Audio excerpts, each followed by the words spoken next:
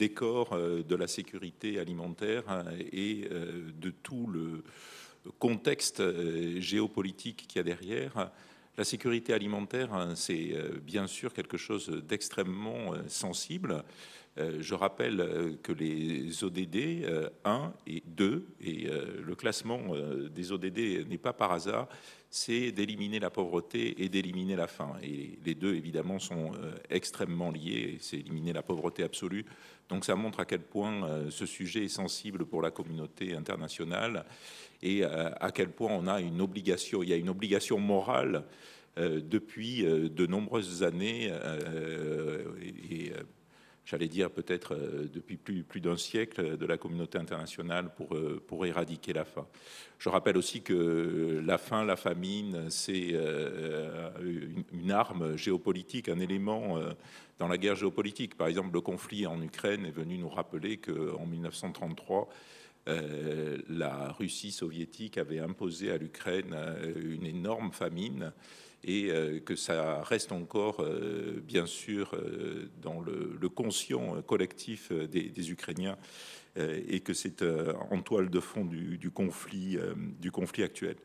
Peut-être deuxième élément pour illustrer ce que vient de dire Michel Foucain, si on regarde l'aide alimentaire, et je crois que c'est un bon indicateur de l'évolution aussi des problèmes de la faim dans le monde, eh bien on voit que l'aide alimentaire qui avait représenté, juste pour les pays du CAD, donc pour les pays de l'OCDE, qui avait représenté jusqu'à 20% de l'aide au début des indépendances, et déjà essentiellement vers l'Afrique, avait presque disparu au début de ce siècle. À peine 500 millions de dollars.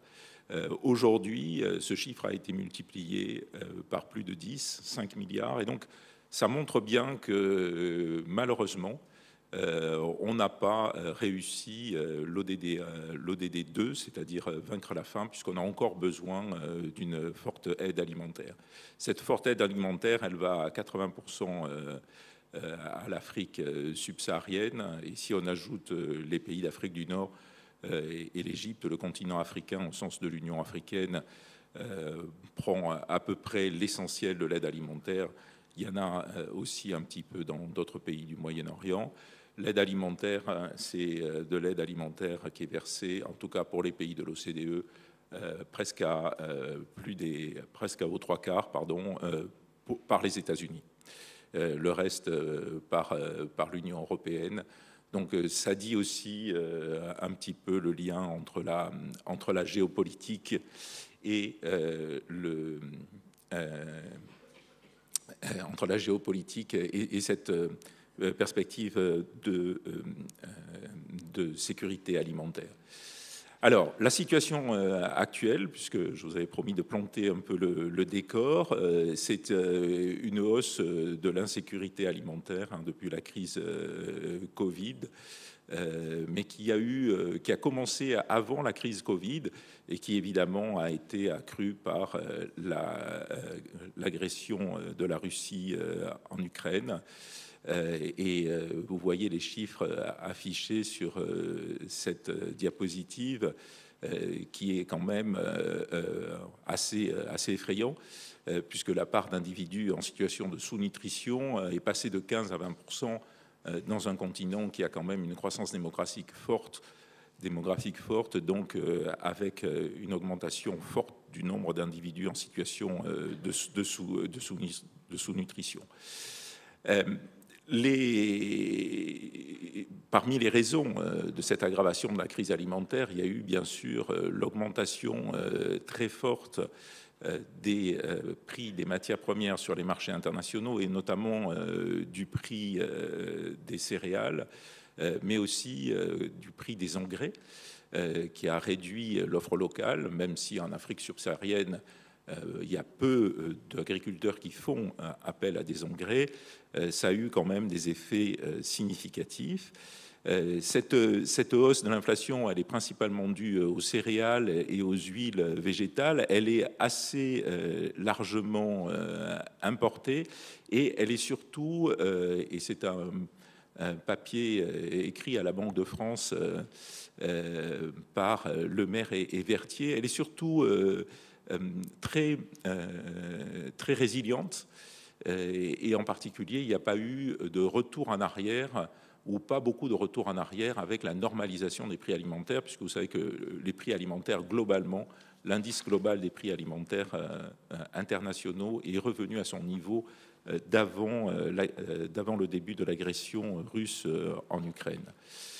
Et donc, pourquoi ? Parce que la transmission des prix alimentaires internationaux en Afrique subsaharienne, notamment, mais globalement en Afrique, elle est très forte sur l'inflation, parce que d'une part, la part évidemment de l'alimentation dans le panier de la ménagère est beaucoup plus fort en Afrique subsaharienne, et il est d'autant plus fort que le PIB par habitant est faible, mais aussi parce que l'Afrique importe une part plus importante de son alimentation que le reste du monde.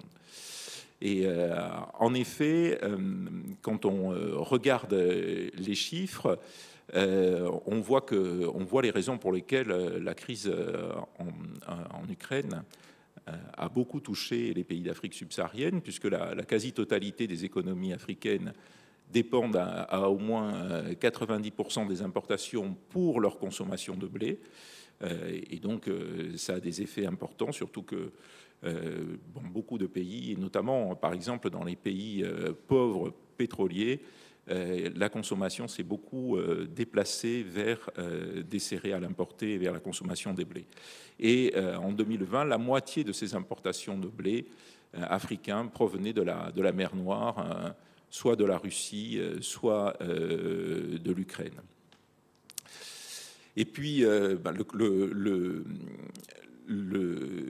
la crise et les tensions géopolitiques ont amené une fragmentation financière, une fragmentation du commerce international, et plusieurs études convergentes, dont une du FMI par exemple, montrent que les pays pauvres, et notamment les pays pauvres en Afrique subsaharienne, souffriraient proportionnellement beaucoup plus de cette fragmentation économique et de cette fragmentation financière. Il y a en outre un autre élément du décor, c'est qu'il y a premièrement une vulnérabilité plus forte des pays d'Afrique subsaharienne aux crises climatiques. Cette vulnérabilité plus forte, elle vient de deux aspects. Le premier, c'est un aspect purement climatique, parce que ces pays sont soumis à une plus forte variabilité, notamment des précipitations. Et on voit bien qu'il y a à la fois des inondations et des périodes de forte sécheresse qui se sont particulièrement accrues en Afrique subsaharienne. La deuxième raison de cette vulnérabilité, c'est une vulnérabilité macroéconomique, tout simplement parce que les marges de manœuvre budgétaires de ces pays sont extrêmement limitées. Et donc, en cas de crise climatique, de baisse forte de la production locale, eh bien, ils ont moins de facultés de pouvoir subventionner les produits de première nécessité, qui sont des produits importés. Et donc, il y a la double contrainte des ressources locales, des ressources en monnaie locale, mais aussi des ressources en devises. Et c'est aussi une des raisons pour lesquelles l'aide alimentaire a fortement augmenté. Il y a un deuxième facteur aggravant, bien sûr, dans les problèmes de sécurité alimentaire en Afrique, et notamment en Afrique subsaharienne, c'est l'augmentation de la conflictualité. L'ensemble des indicateurs montrent qu'il y a une augmentation de la conflictualité en Afrique, et une grande majorité des situations d'insécurité alimentaire sont liées à des problèmes sécuritaires nationaux, en général. Et ça, c'est aussi quelque chose, comme vous le savez, qui est en forte recrudescence, et pas seulement, même si c'est là où c'est le plus médiatisé au Sahel, mais dans beaucoup d'autres régions d'Afrique. Et je voudrais terminer sur le fait qui montre la sensibilité du sujet et le lien avec les sujets géopolitiques. C'est vraiment l'insécurité alimentaire, notamment en Afrique, un objet clé des tensions géopolitiques, notamment au G20. Et dans les négociations qu'il y a sur les communiqués du G20 au cours des 2 dernières années, à part la formulation sur les conflits entre la Russie et l'Ukraine, le deuxième point le plus contentieux et le plus difficile, sur lequel évidemment on n'a jamais réussi à avoir un consensus, c'est sur la responsabilité de cette insécurité alimentaire par rapport au conflit entre la Russie et l'Ukraine. La Russie et ses alliés, y compris la Chine, font valoir que le principal problème géopolitique est lié aux sanctions.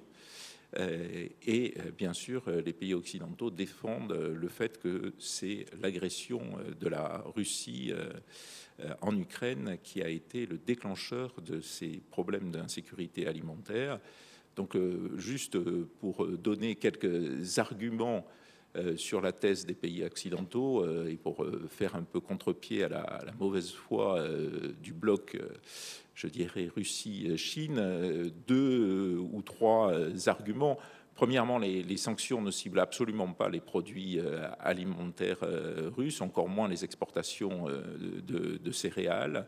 On voit que en 2021-22 et depuis le conflit, les exportations russes de produits alimentaires ont continué à progresser. Par contre, les exportations de produits agroalimentaires ukrainiennes ont reculé de 15% globalement et de 26% pour le blé. Donc il y a vraiment eu un problème d'approvisionnement à un moment donné, et ce problème d'approvisionnement est revenu périodiquement quand il y a eu un blocage ou une fermeture du corridor de la mer Noire. Et ce problème d'approvisionnement s'est lié effectivement à l'impossibilité pour les Ukrainiens d'exporter leurs céréales. Et maintenant, c'est lié aussi à la baisse de la production de céréales ukrainiennes, liée directement au conflit. Donc, ces arguments russes, eux, sont de mauvaise foi, mais c'est un élément, comme c'est un sujet extrêmement sensible, c'est un élément très important de l'affrontement des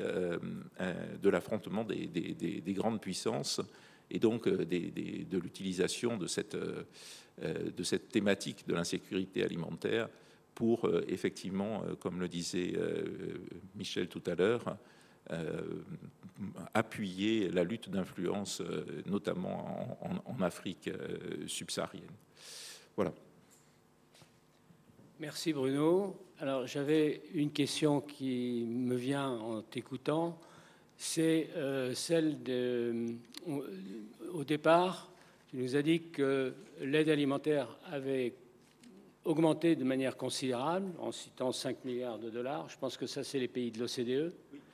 Et, alors, et dans ces 5 milliards de dollars, il y a quand même les 3/4 qui viennent des États-Unis, ce qui est énorme. Que font par contre les autres grandes puissances? La Chine, est-ce que tu as une idée? Et la Russie, est-ce qu'elle fait de l'aide alimentaire? Et la France, peut-être un mot aussi. Peut-être.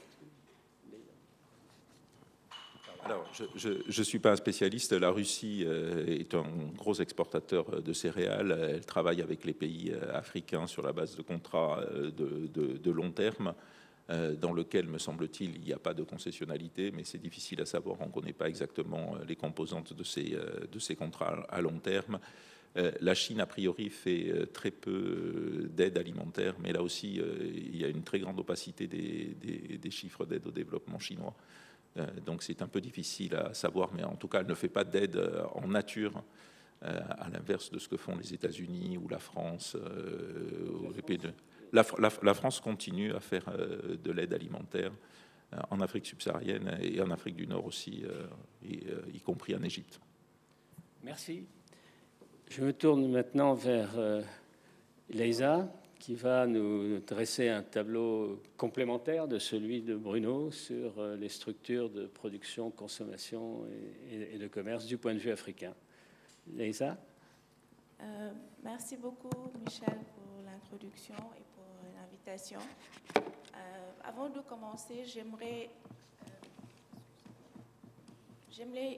un peu rappeler que le concept de sécurité alimentaire a beaucoup évolué dans le temps. Et c'est une notion qui va au-delà des expressions, des notions qu'on a l'habitude d'entendre, telles que la souveraineté alimentaire, la disponibilité alimentaire. Et initialement, la sécurité alimentaire désignait principalement la suffisance de l'approvisionnement alimentaire au niveau des pays. Mais par la suite, il a été retenu que la faim pouvait exister même lorsque les disponibilités alimentaires étaient suffisantes. Donc de là, le problème de la sécurité alimentaire est plus appréhendé, suivant les dernières mesures, sous l'angle de l'accès des aliments aux populations. Et la définition de la sécurité alimentaire telle que adoptée par le sommet mondial de l'alimentation nous dit que la sécurité alimentaire existe lorsque tous les peuples ont, et ceci à tout moment, accès aux aliments de façon physique, économique et à la fois sociale. Ils ont accès à une nourriture qui est saine et nutritive et qui leur permet de satisfaire les besoins énergétiques et aussi leurs préférences alimentaires. Donc on peut voir cet aspect pluridimensionnel qui inclut des notions telles que la disponibilité, mais aussi l'accès et l'utilisation et enfin la stabilité de ces trois indicateurs dans le temps. Donc si je regarde le problème sous l'angle de la disponibilité alimentaire globale, on peut voir par exemple la prévalence de la sous-alimentation qui mesure la proportion de la population qui consomme des quantités suffisantes d'aliments leur permettant de satisfaire les besoins calorifiques.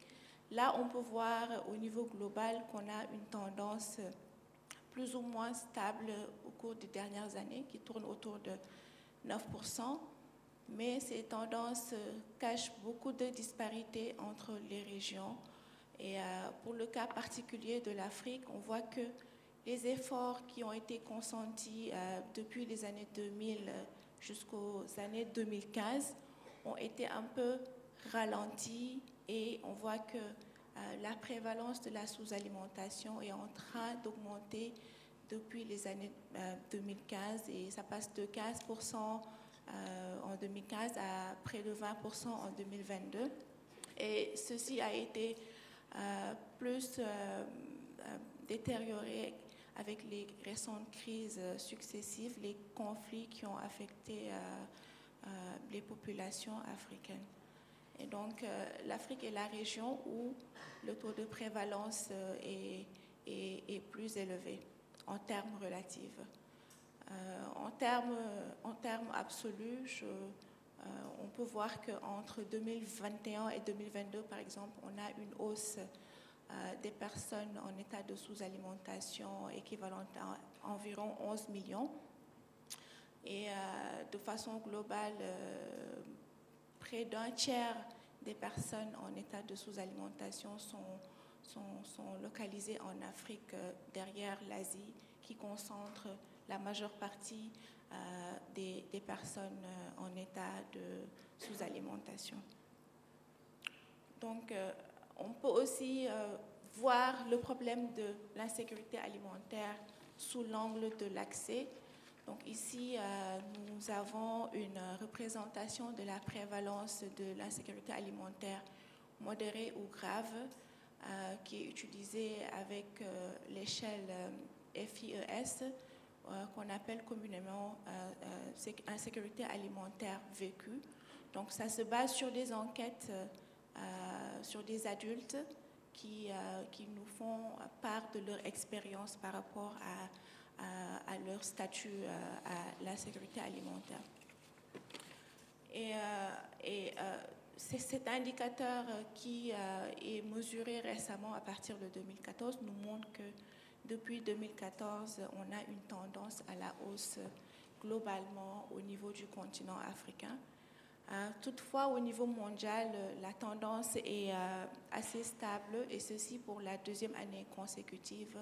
On voit que le taux de prévalence de l'insécurité alimentaire modéré ou grave est stable dans le monde depuis les années 2020, mais ceci n'est pas le cas pour le continent africain.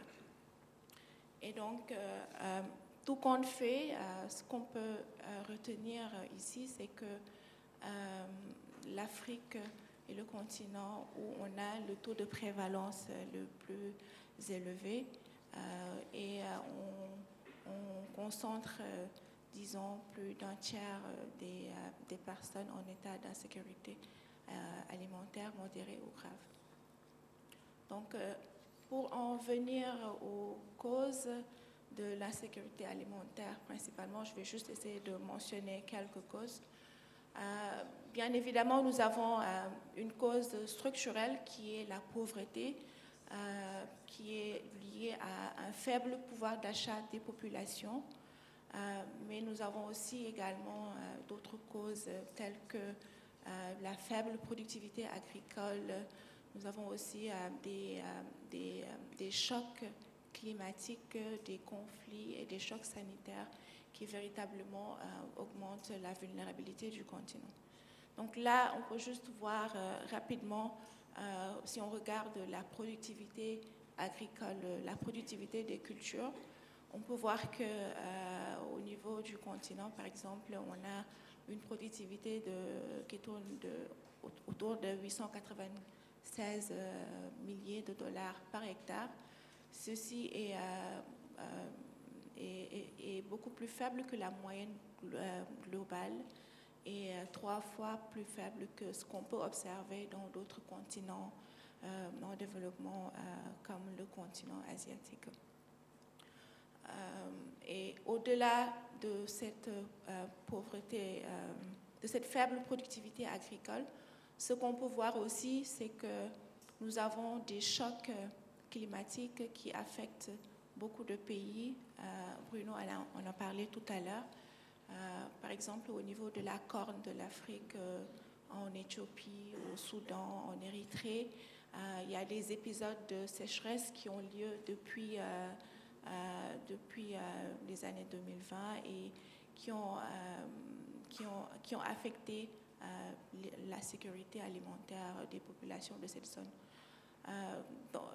Dans ces chocs climatiques aussi, on peut voir en Afrique de l'Ouest des épisodes d'inondations qui ont affecté les agriculteurs et qui ont ravagé une bonne partie des terres cultivables et ça a aussi emporté une bonne partie du bétail.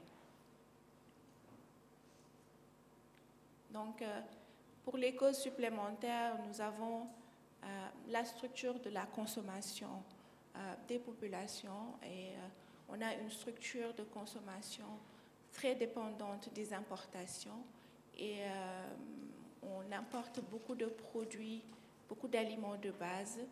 Là, juste à titre d'exemple, on peut remarquer à travers le taux de pénétration des importations qui nous renseigne sur la part des importations sur la consommation domestique. On voit qu'au niveau des céréales, par exemple, 36% de la consommation domestique dépend des importations. Et donc, des valeurs sont plus élevées pour les aliments de base qu'on peut voir, tels que le blé. Il y a aussi le riz qui est beaucoup consommé en Afrique subsaharienne. Un autre groupe important est celui des huiles végétales. Donc, on dépend aussi beaucoup des importations pour satisfaire la consommation en huile végétale. Et là, on voit aussi un taux d'importation de 64% pour les huiles végétales globalement. Donc, ce qui veut dire que voilà, le continent dépend beaucoup des importations pour satisfaire sa consommation domestique.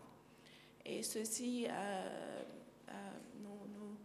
nous renseigne encore par rapport à la vulnérabilité du continent, par rapport aux chocs extérieurs qui peuvent affecter les marchés de commerce alimentaire. Et les récentes crises, telles que la crise ukrainienne, par exemple, nous montrent que, par exemple, on a, en 2019, près de 40 pays africains dépendent des importations d'huile végétale pour plus de 40% de leur consommation domestique. Donc, c'est très important. Dès lors que le marché mondial est perturbé, donc on a une répercussion directe au niveau des prix à la consommation et aussi au niveau, voilà, de la stabilité. Le même scénario peut être observé au niveau du blé aussi, qui est largement importé. Et à titre d'exemple, près de 30 pays africains importaient directement du blé de la Russie ou de l'Ukraine. Et de ce fait, le conflit a directement impacté l'approvisionnement de ces pays pour ces denrées de base qui sont consommées. Maintenant, au-delà des produits alimentaires de base, les conflits ont également affecté le marché de l'engrais. Donc, le marché de l'engrais qui, avec la récente crise, a atteint des prix records. Donc, les prix de l'engrais ont atteint un prix record comparable à ce qui était observé lors de la crise alimentaire de 2008. Et donc, tout ceci pour dire qu'il y a beaucoup de facteurs qui rendent vulnérable le continent et qui affectent l'évolution de la sécurité alimentaire dans le continent. Voilà, je vais m'en arrêter là pour le moment. Merci. Merci, Léza. J'avais peut-être une remarque. Tu as dit au tout début que, en fait, en termes de disponibilité globale, l'Afrique ne souffre pas d'indisponibilité au niveau global, mais que c'est par contre concentré dans un certain nombre de régions d'Afrique et que c'est notamment lié à un problème d'accès au marché, si j'ai bien compris. Et je crois qu'il y a une lettre du CEPI, d'ailleurs, qui traite de la question des logistiques. Oui, en fait, ce que je veux dire, c'est que le problème de l'insécurité alimentaire va au-delà de la disponibilité alimentaire. Avoir des aliments disponibles n'assure pas vraiment l'état de sécurité alimentaire. Donc, on peut avoir de façon globale des aliments disponibles, mais qui ne sont pas accessibles aux populations. Maintenant, pour le cas global du continent, je ne dirais pas qu'il y a une disponibilité totale des aliments dans le continent, mais il y a des zones où la disponibilité existe, mais cette disponibilité n'est pas accessible à d'autres couches de la population. Donc, la production agricole, clairement, n'est pas suffisante. Voilà pourquoi on importe une grande partie des aliments pour satisfaire la consommation domestique. Donc, il y a à la fois un problème de disponibilité et un problème d'accessibilité des aliments. Et donc, les deux notions vont ensemble et définissent l'état de la sécurité alimentaire. D'accord, j'ai compris. Il y a donc, du fait de l'importance des importations, globalement, on arrive à avoir une disponibilité globale pour l'Afrique, mais que par contre, l'accessibilité à ces ressources, elle est mal partagée, disons. Oui, les deux vont ensemble. Merci. Antoine, si tu veux bien. Alors, merci beaucoup d'abord pour l'organisation de cette conférence. Alors, je voudrais d'abord expliquer que j'ai cassé mes lunettes en arrivant à Lyon, donc c'est pour un peu désamorcer les moqueries potentielles. Voilà.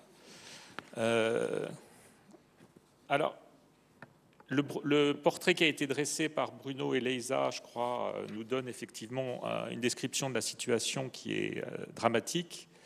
Et je vais essayer de parler des actions à mener, peut-être en me concentrant sur un aspect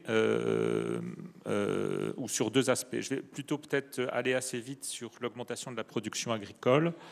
Alors il y a bien évidemment une insuffisance du développement en Afrique, mais ça c'est un débat plus général, et une insuffisance des revenus.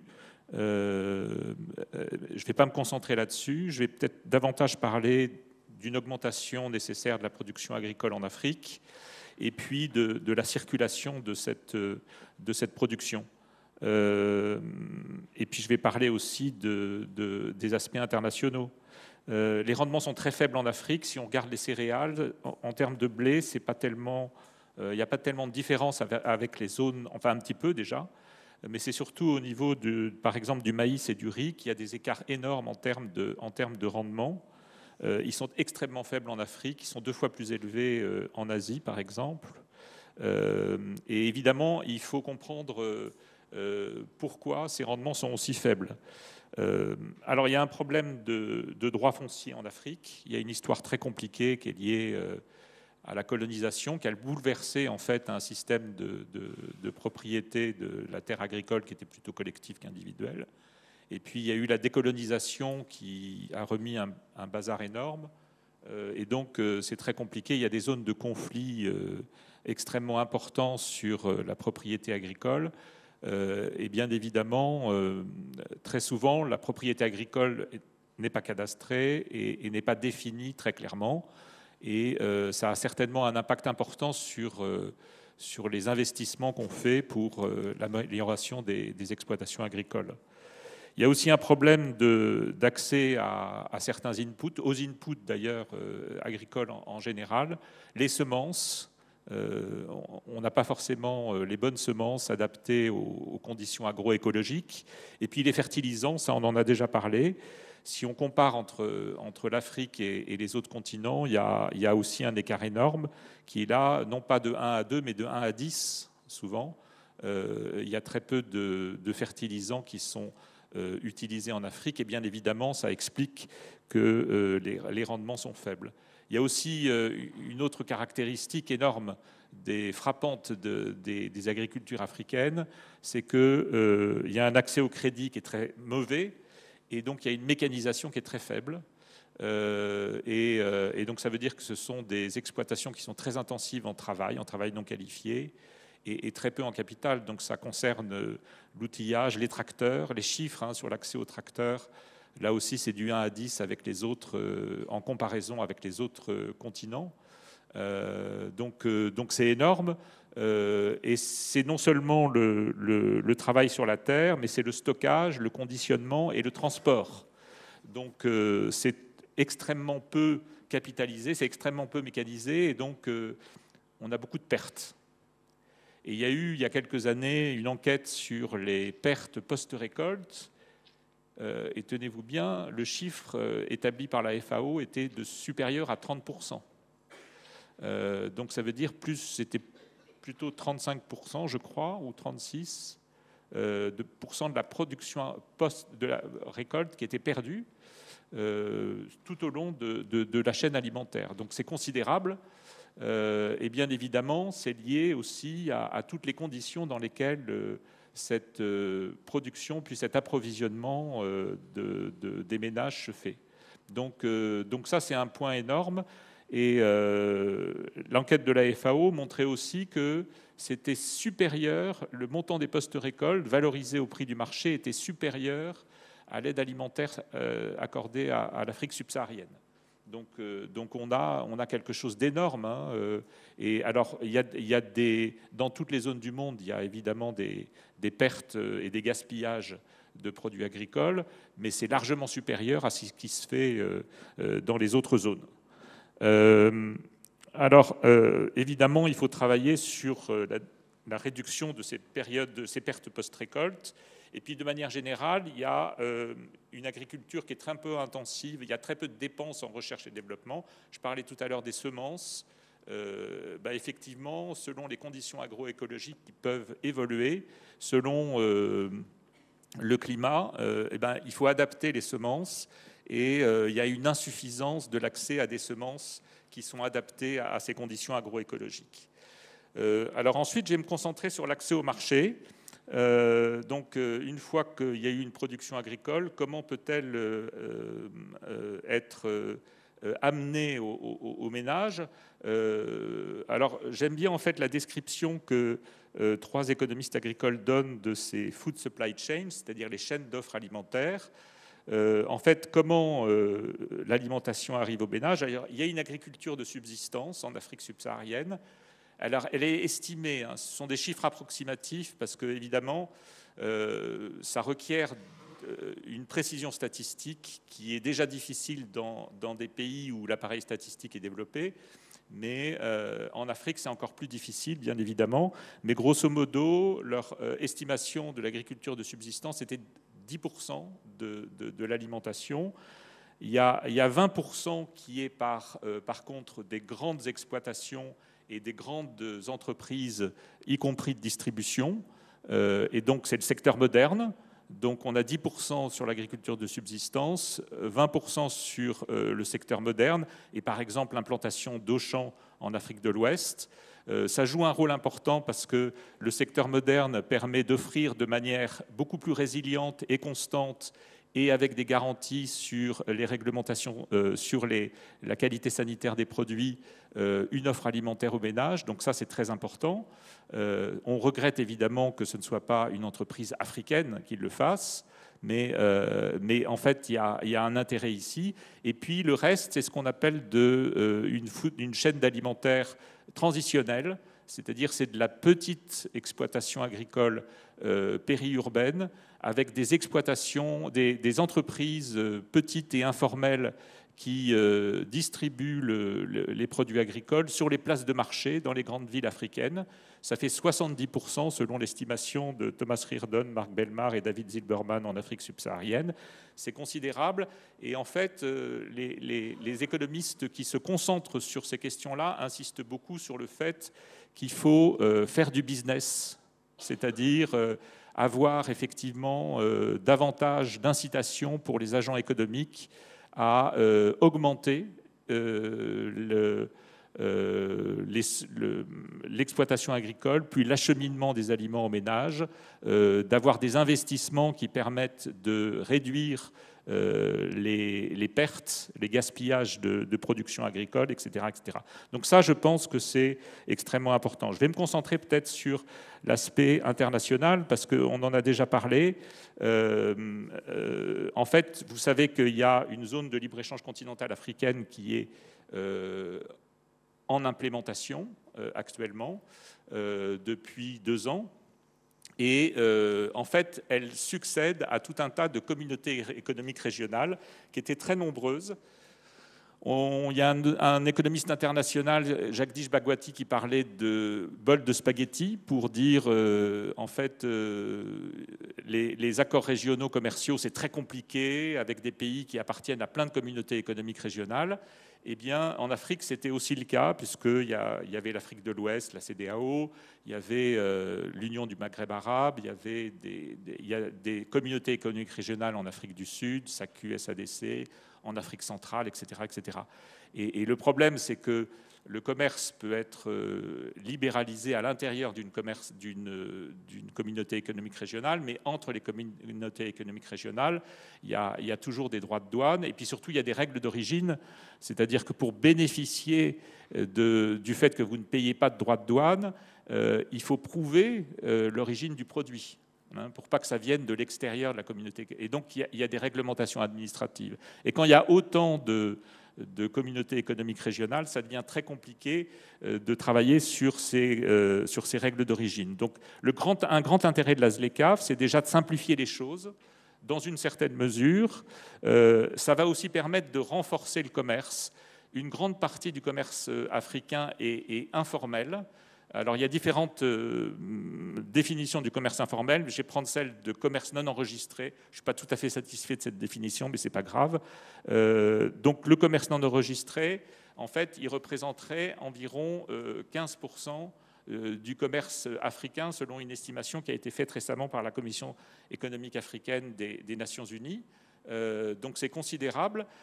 Ça veut dire qu'il y a une grande partie du commerce de produits, notamment agricoles, qui passent les frontières, soit parce que ce sont des individus qui portent juste un sac et qui n'est pas enregistré avec l'accord du douanier, soit parce qu'il y a un billet qui est donné au douanier pour éviter les formalités douanières, etc. Donc c'est effectivement, soit parce qu'il y a de la contrebande, on évite les postes de douane et on passe la frontière à des endroits où il n'y en a pas. Donc l'estimation du commerce non enregistré, c'est 15% au niveau du continent, mais au niveau de certaines zones, par exemple entre le Bénin et le Nigeria, la majorité du commerce est informel et non enregistré. Si vous regardez la consommation de riz au Bénin, en tenant compte des importations du riz par le Bénin, les Béninois passent leur temps à consommer du riz, on se demande. En fait, ce qui se passe, c'est qu'ils importent du riz, ils réexportent en contrebande le riz vers le Nigeria, où il est très taxé, et en fait, ils ramènent du pétrole. Et donc, c'est sur une ampleur absolument incroyable. Donc voilà.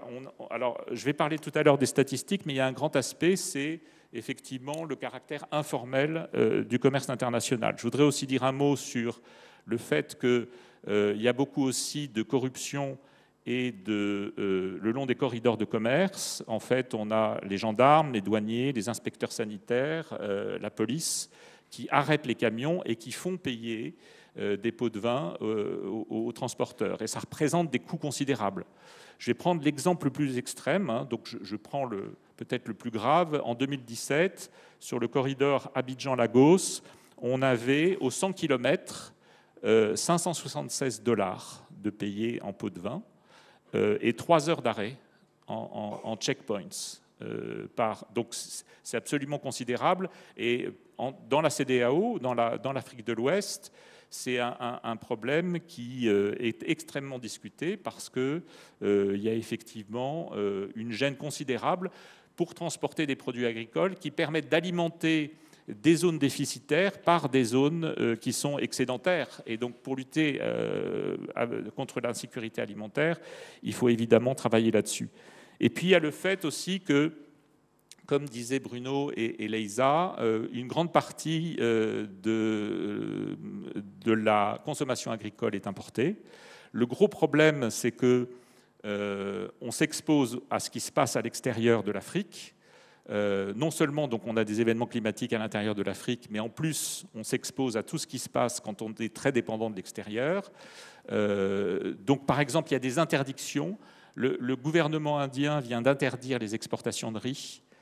Comme c'est un très gros producteur et un très gros exportateur, le prix du riz sur les marchés mondiaux a augmenté et tous les pays importateurs, effectivement, sont pénalisés par cette décision.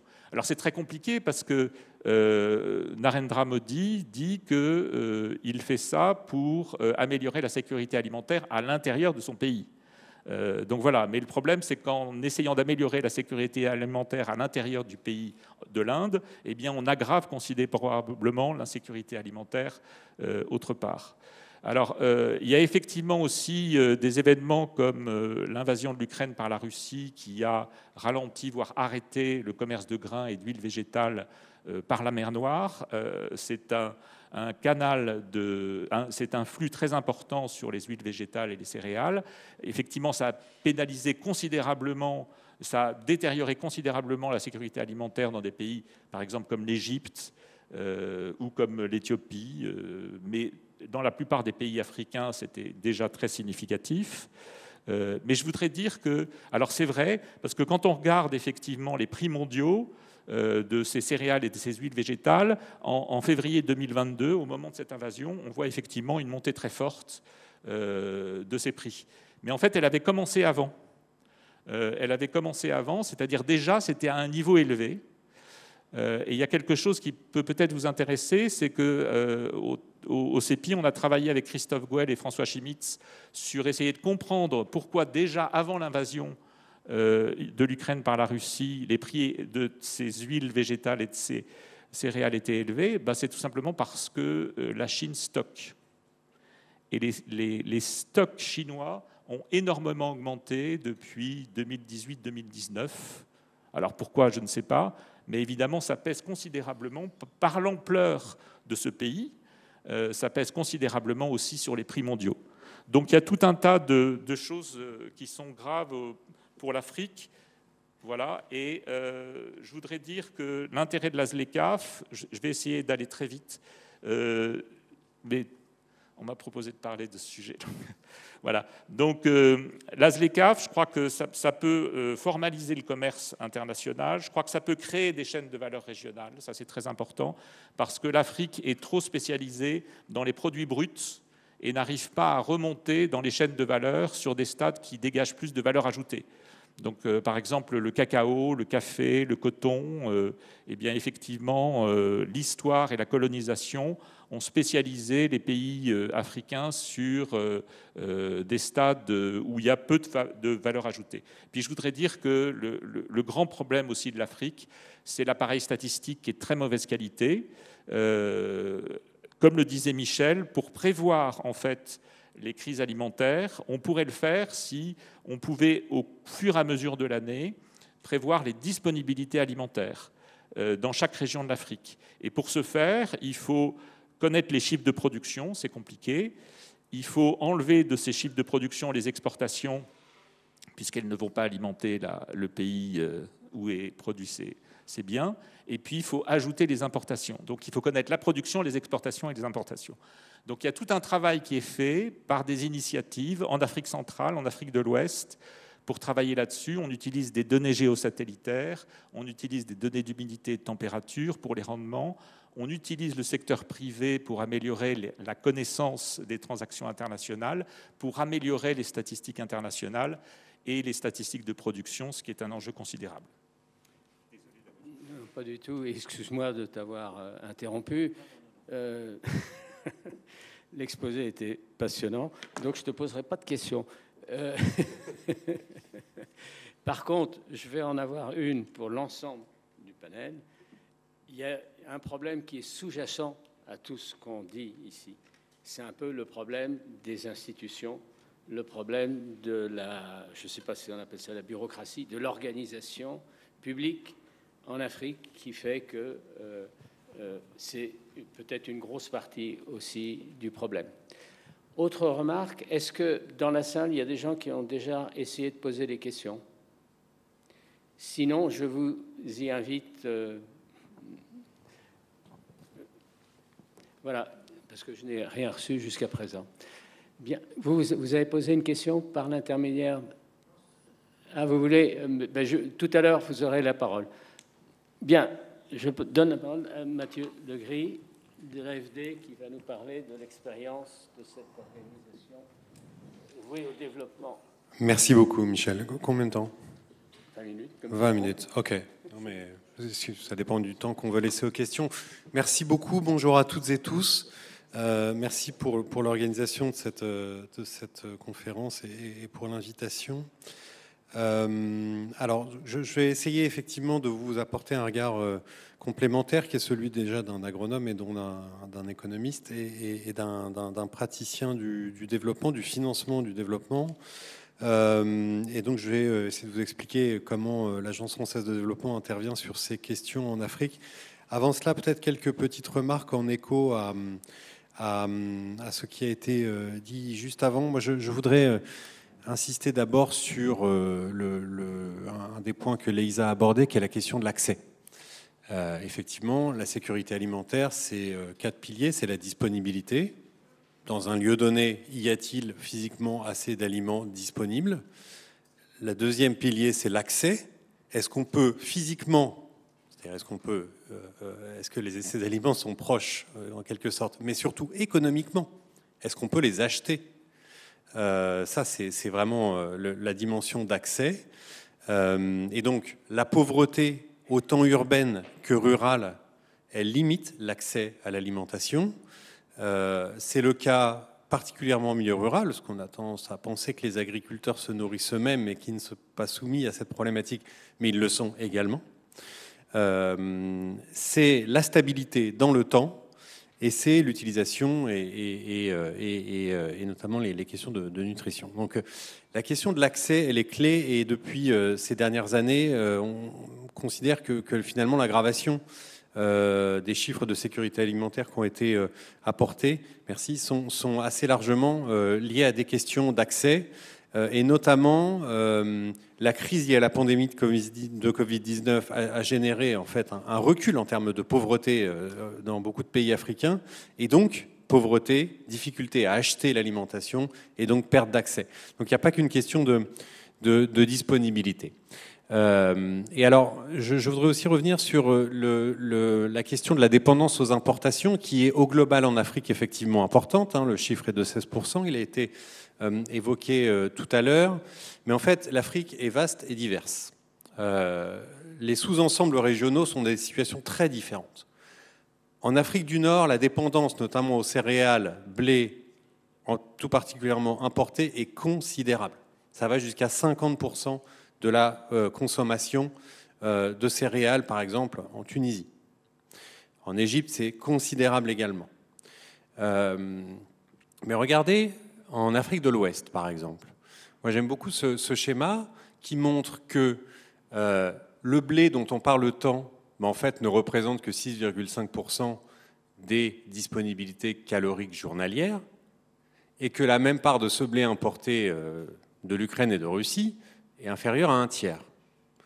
Donc ça fait même pas 2%, en fait, de la disponibilité calorique qui dépend des importations de blé russe et ukrainien. Ça ne veut pas dire que la guerre n'a pas d'impact majeur, je vais y revenir, mais il faut relativiser la question de la dépendance selon les régions.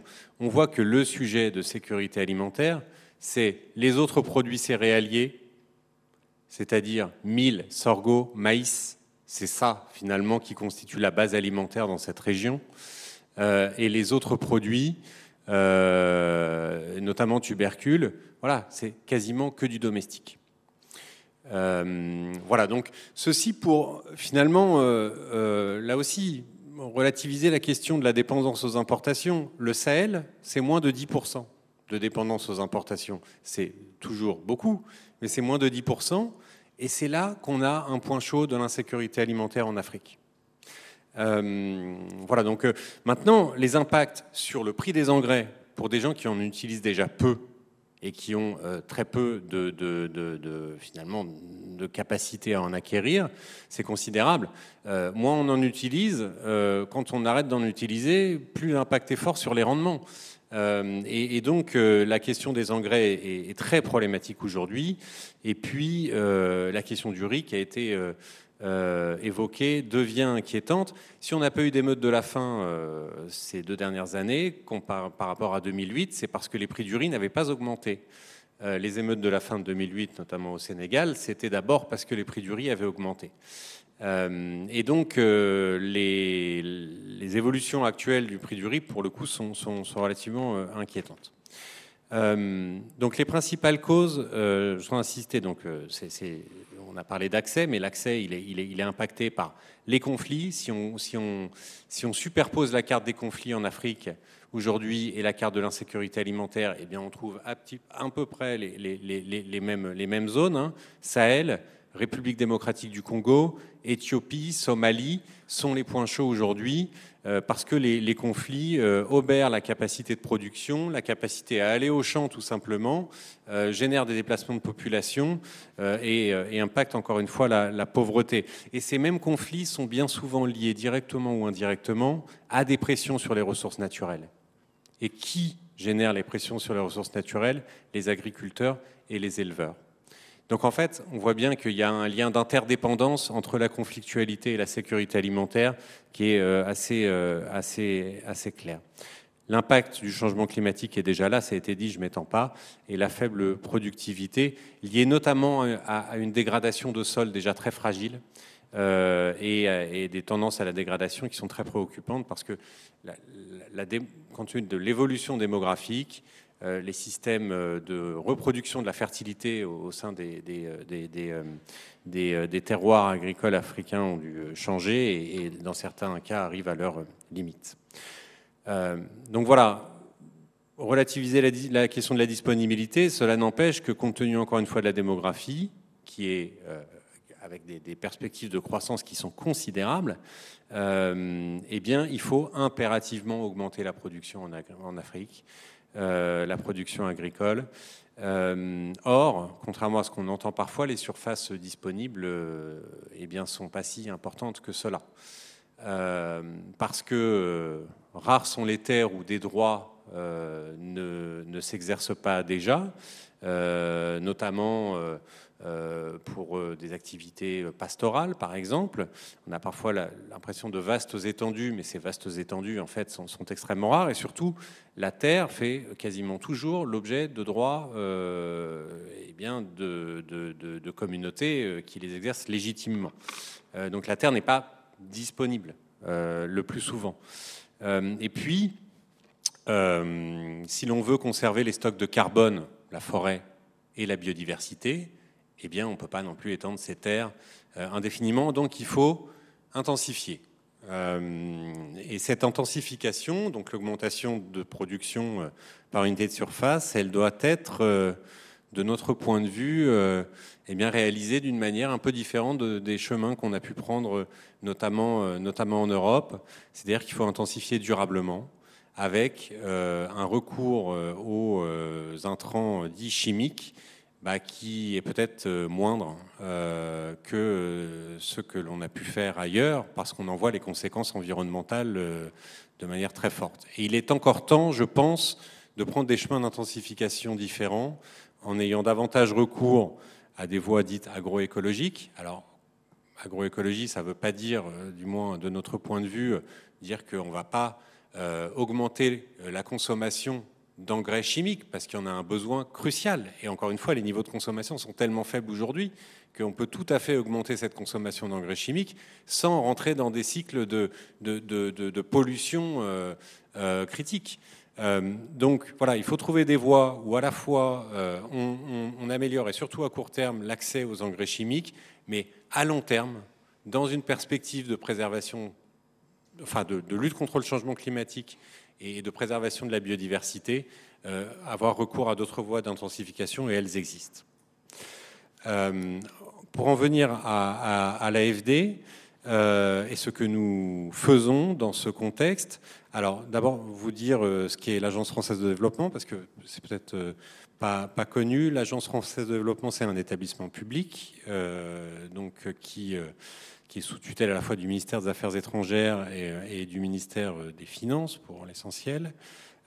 C'est un établissement financier, c'est-à-dire que nous sommes une banque, mais une banque singulière, puisque c'est un instrument de politique publique, le principal opérateur de la politique de solidarité internationale de la France, pour son volet, pour ce qui concerne son volet bilatéral. Donc notre métier, c'est de financer des projets, des investissements, des programmes portés par nos partenaires dans les pays du Sud, qui sont d'abord leurs initiatives, leurs programmes. On répond à des demandes de financement de leur part, et nous ne faisons pas nous-mêmes. Par contre, ce que l'on fait, c'est que nous dialoguons avec ces partenaires, à la fois sur leur politique publique et sur le contenu des investissements qu'ils souhaitent réaliser. Et c'est sur la base de ce dialogue que nous apportons des financements. Ces financements sont pour partie sous forme de subventions, donc des dons, notamment aux États, pas seulement, parfois aussi à des ONG, et puis des prêts aux États, aux banques publiques, aux structures publiques des pays du Sud, dans leur diversité, qui sont des prêts avec des conditions très douces, on les dit bonifiées, c'est-à-dire que l'État français nous donne des ressources financières pour baisser les taux d'intérêt, et puis sur des durées très longues, et avec des différés de remboursement aussi importants. Voilà, donc des prêts qui sont adaptés, bien sûr, aux capacités d'endettement des États que nous finançons, et puis à l'objet de nos financements, qui sont des objets de développement, qui, dans la plupart des cas, ont des rentabilités très différées. Et c'est notamment le cas dans le secteur agricole. Et l'AFD intervient, est un des éléments, en fait, un des instruments de la politique française de coopération. Et pour ce qui concerne l'agriculture et la sécurité alimentaire, il y en a d'autres. Il y a déjà tout ce que la France fait, ça a été un peu évoqué tout à l'heure, dans le champ multilatéral. C'est-à-dire la France apporte des ressources, par exemple, au programme alimentaire mondial, qui intervient en réponse aux urgences et qui est financé, ça a été dit, par d'autres États, notamment les États-Unis. Bon, la France, par ailleurs, apporte des ressources à des banques multilatérales, comme la Banque mondiale, comme le Fonds international de développement agricole pour ce qui concerne l'agriculture. Donc ça, c'est tout le volet multilatéral. Et pour le volet bilatéral, il y a des instruments de réponse à des situations d'urgence alimentaire. C'est le cas de ce qu'on appelle l'aide alimentaire programmée, qui est mis en œuvre par le ministère des Affaires étrangères. Et puis, l'Agence française de développement n'intervient pas en réponse à l'urgence.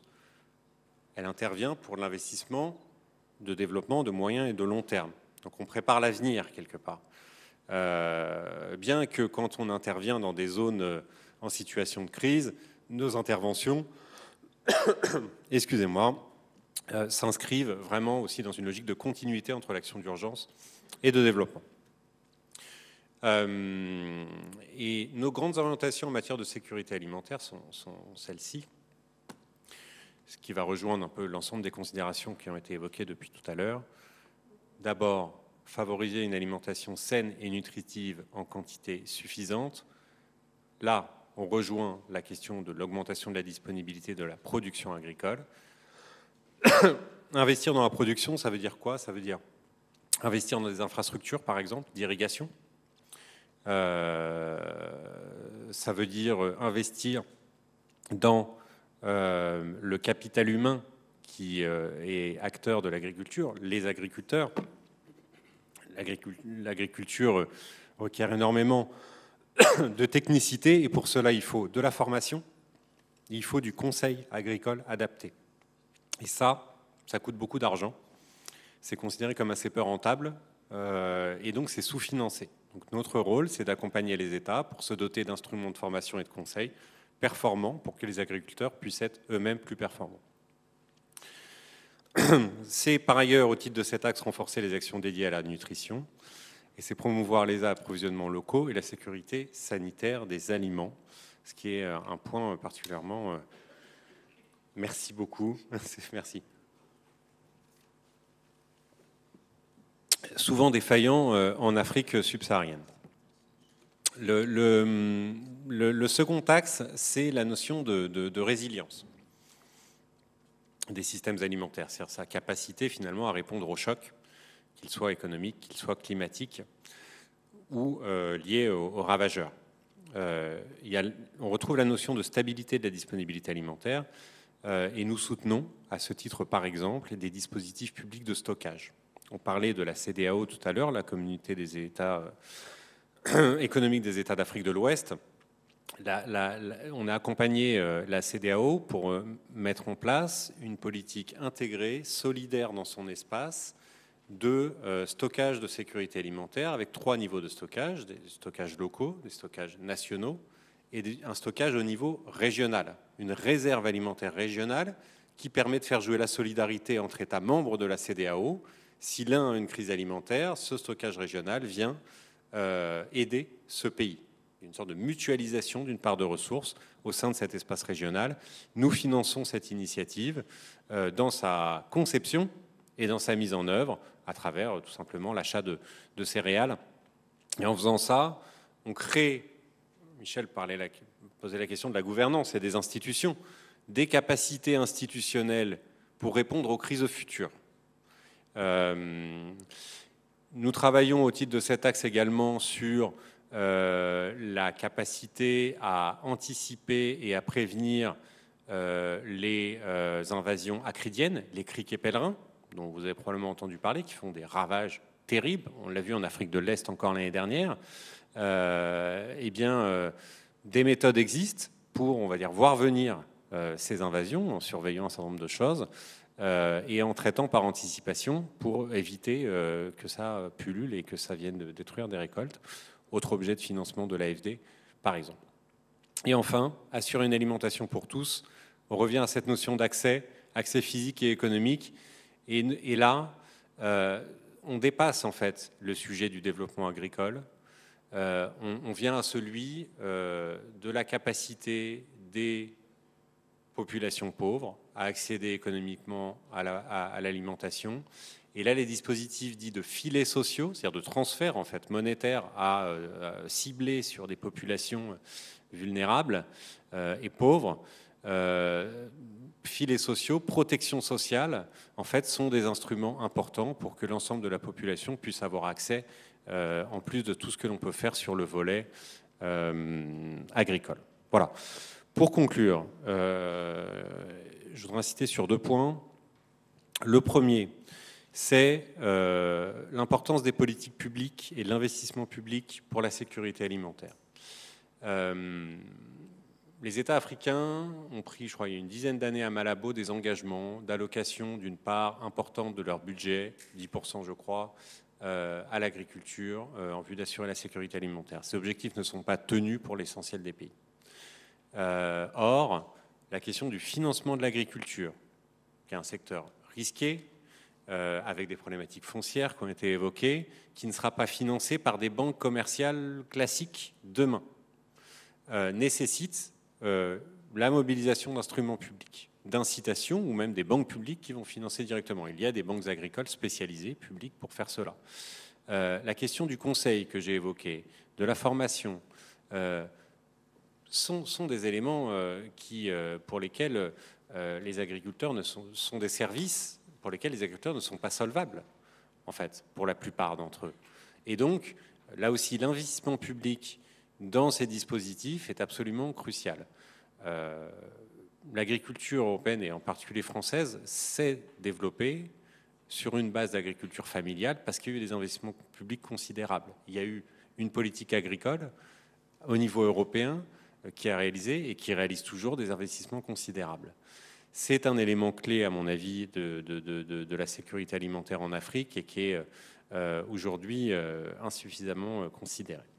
Et enfin, insister sur une sorte de nouveau consensus qui émerge ou qui réémerge autour de la notion de souveraineté alimentaire dans les discours politiques, au nord comme au sud. La revendication de souveraineté, qui ne veut pas dire autarcie et autonomie totale. De toute façon, il y aura toujours une dépendance vis-à-vis de l'extérieur. La question, c'est est-ce qu'on est en capacité d'identifier et de choisir ces dépendances ou pas, ou alors est-ce que l'on subit finalement cette notion de souveraineté alimentaire, je pense qu'elle doit nous interroger aussi sur eh bien, effectivement, pour revenir aux questions commerciales, eh bien, à la capacité aujourd'hui du fonctionnement du commerce régional, continental et voire international à répondre à cet enjeu de souveraineté dans une situation où quand même les écarts de productivité au niveau mondial sont considérables. Entre les 10%, entre 10% des pays les moins productifs d'un point de vue agricole et 10% les plus productifs, il y a un écart de 1 à 70. Les pays les plus productifs, donc essentiellement dans l'hémisphère nord, sont 70 fois productifs en termes de productivité du travail que les pays les moins productifs. Et ces gens-là sont aujourd'hui sur le même marché international quelque part. Ces questions-là, à mon avis, pourraient faire l'objet à nouveau de réflexion pour voir si finalement ces fameux objectifs de développement durable, aujourd'hui le fonctionnement commercial y contribue à ces objectifs. Voilà, je crois avoir tenu à peu près le temps. Je vous remercie. Merci pour les précisions. Voilà, comme il nous reste assez peu de temps, je vais d'abord donner la parole à la salle. Bon, je vais commencer. Par rapport à l'accès au crédit, je peux donner par exemple le cas du Sénégal. Nous avons une institution qu'on appelle la direction de l'entrepreneuriat rapide. Et je sais qu'ils ont eu à proposer beaucoup de financement pour de jeunes agriculteurs pour leur permettre de réaliser leurs projets. Et je peux dire aussi que de plus en plus, il y a l'introduction du e-commerce qui véritablement peut-être pourra faciliter les questions d'accès et transmettre aussi les informations des agriculteurs directement aux zones qui sont concernées. Donc voilà un peu ce que je peux dire véritablement, mais la question de l'accès du crédit est quelque chose de réel et voilà, des solutions peut-être peuvent être proposées par les agences de développement et autres. Voilà. Merci. Le Sénégal est un bon exemple aussi parce que le Sénégal dispose d'une banque agricole qui s'appelle la Banque agricole, la LBA, et qui est une banque publique qui est dédiée au financement de l'agriculture. C'est effectivement un problème très épineux parce qu'aujourd'hui l'agriculture africaine est très largement sous-financée. Je pense qu'il y a un enjeu de demande, du côté de la demande de financement et du côté de l'offre de financement. Du côté de la demande, il faut une demande qui soit aussi solvable et sécurisée. Les actions sur la sécurisation foncière, de la propriété ou plus largement des droits fonciers finalement, sont clés.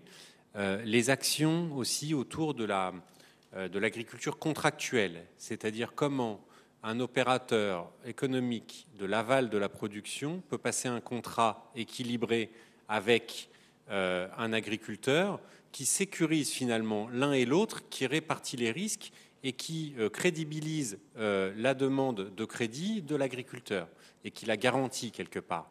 Ça, c'est le succès des filières cotonnières en Afrique de l'Ouest, c'est les dispositifs contractuels. Ces dispositifs contractuels permettent finalement de sécuriser un prêteur. Et puis, du côté de l'offre, encore une fois, le secteur est très risqué, c'est une défaillance de marché majeure. Moi, je pense qu'on ne peut pas, encore une fois, attendre que les institutions bancaires, commerciales y aillent sans incitation. Donc, il faut des dispositifs incitatifs et il faut compléter les systèmes financiers par des véhicules dédiés qui puissent répondre à cette demande particulière. Merci. Juste un mot, il y a effectivement tous les handicaps qui ont été signalés par Leïla et par Mathieu. Il y en a un peut-être qui n'a pas été signalé, c'est le déficit d'information. Un banquier, pour faire du crédit, il a besoin d'informations et sur le milieu agricole, il y a un manque d'informations en plus du manque de collatéral sur la terre. Et il faut savoir que c'est un secteur très capitalistique. Par nature, surtout si on veut mécaniser, si on veut pratiquer,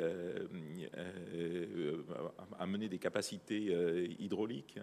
Et donc, c'est extrêmement difficile. Par contre, je suis beaucoup moins optimiste et en tout cas favorable à des solutions de banques sectorielles et de banques agricoles.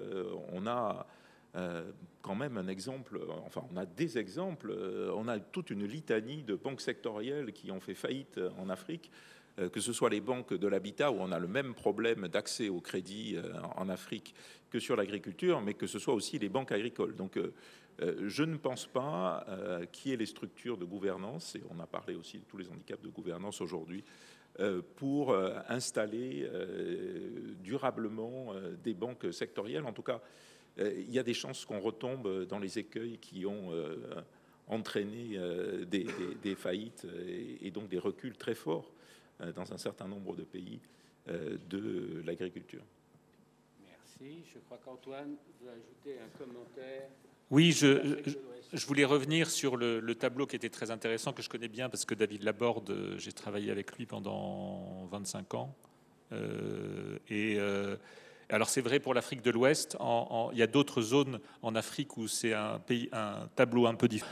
Notamment en Égypte. En Égypte, il y a un régime alimentaire qui est basé sur le blé, en grande partie, et c'est un des plus gros importateurs de blé au monde, peut-être même le plus gros. Et évidemment, en plus, il dépendait énormément du commerce par la mer Noire. L'Éthiopie est dans une problématique un peu similaire. Donc il y a des zones d'Afrique où effectivement on dépend énormément de céréales extérieures et puis d'autres où on dépend de céréales intérieures à l'Afrique.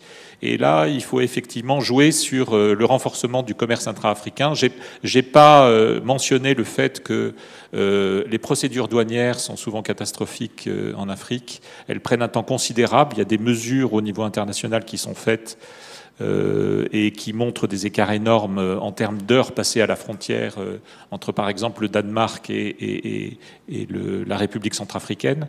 Et aussi les routes qui sont difficiles et qui généralement, effectivement, demandent beaucoup de temps et d'investissement. Voilà. Donc, il faut travailler aussi sur les infrastructures et les procédures douanières, renforcer le commerce intra-africain pour effectivement remplacer les importations venant du reste du monde. Merci. Alors, j'avais une remarque personnelle à ajouter à ce qui a été dit en matière de restrictions à l'exportation. On a parlé aussi de la Chine. Et je voulais simplement remarquer que la Chine a un gouvernement qui est capable de faire de la prospective à long terme et à très long terme. Et notamment, on l'a vu pour les matières rares, la Chine est en position de quasi-monopole sur un certain nombre de ces terres rares. En matière agricole, moi je crois qu'effectivement, on s'est aperçu qu'il y avait une montée extraordinaire du stockage d'un certain nombre de céréales, je crois le blé et le maïs, si je ne me trompe pas, mais c'est énorme. Et alors, la raison que je vois derrière ça, c'est que la Chine se prépare à un conflit majeur potentiel avec les États-Unis qui aurait des conséquences alimentaires également dramatiques. Voilà, c'était ma remarque, l'explication. Je ne suis pas absolument sûr, mais je pense qu'il y a une forte probabilité que ce soit de cette raison-là qui... Alors, je voulais vous demander maintenant de conclure sur une note peut-être un peu plus optimiste, nous parler des pays exemplaires en Afrique du point de vue de leur stratégie alimentaire. Est-ce que vous avez des idées pour nous parler des pays qui réussissent mieux que d'autres à surmonter ces difficultés? Bruno? Alors, moi, je voulais conclure sur une note pessimiste. Donc, est-ce que tu m'y autorises? Avant, comme ça, on restera sur une note optimiste. Et je voulais juste aborder peut-être 4 points. Un, les marchés des matières premières à l'exportation sont très concentrés sur les principales matières premières agricoles. 60% des exportations, c'est fait par 3 pays, par les 3 principaux exportateurs. Et donc, ça, évidemment, c'est des structures qui sont extrêmement sensibles aux tensions géopolitiques. Il y a un marché dont on a parlé, qui est le marché du riz, qui est un marché qui est marqué justement par la souveraineté alimentaire, puisque beaucoup de pays, notamment en Asie, ont des politiques de subvention considérables de la production de riz, ce qui fait que le marché en fait international du riz, il est tout petit. Et comme il est tout petit, il peut se gripper assez vite et les élasticités prix sont absolument énormes. Donc pour tous les pays dont l'alimentation dépend du riz, et c'est le cas du Sénégal pour des raisons diverses, culturelles, il y a des possibilités de choc très forts. Donc il y a certainement des choses à faire du côté des marchés des matières premières. En tout cas, la souveraineté alimentaire, il faut y faire attention parce que c'est des choses qui peuvent compliquer beaucoup la sécurité alimentaire des autres pays. Deuxièmement, si on regarde le rapport sur la richesse des nations, je vous invite à regarder ce rapport qui est un rapport très intéressant, plus ou moins conduit par la Banque mondiale et qui essaie d'évaluer le capital, la richesse des pays en prenant en compte le capital naturel.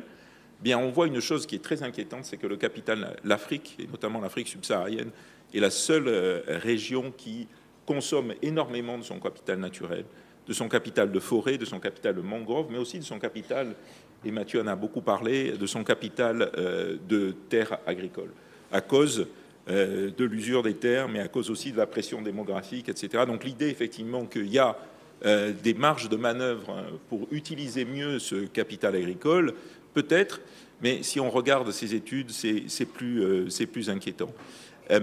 La Chine, on a parlé beaucoup du stockage de la Chine. Je crois qu'avant de se préparer pour un conflit majeur avec les États-Unis, la Chine est en train de substituer à ses réserves de dollars, parce qu'elle a quand même moins confiance dans le dollar et le dollar américain, ce qu'elle trouve comme actif.